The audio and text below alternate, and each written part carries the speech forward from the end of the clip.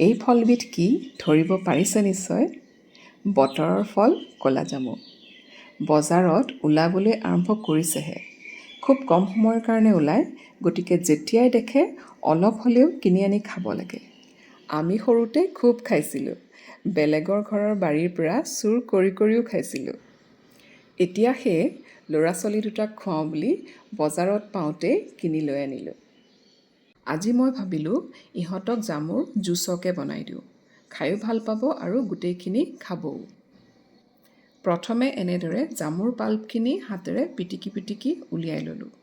গুটিবোৰ আমাক নালাগে।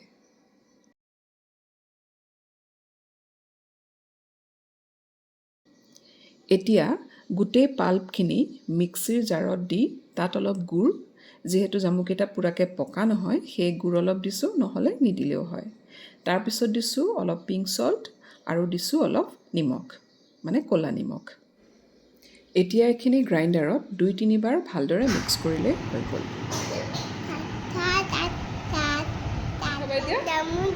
ক'লা জামু জুচ জুচ কি হৈ গ'ল? কি কালাৰ হৈ গ'ল? Purple colour.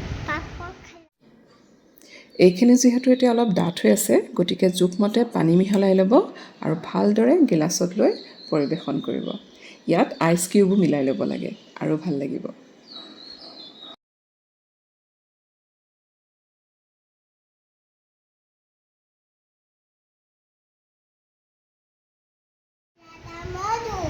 ক'লা জামু জুচ।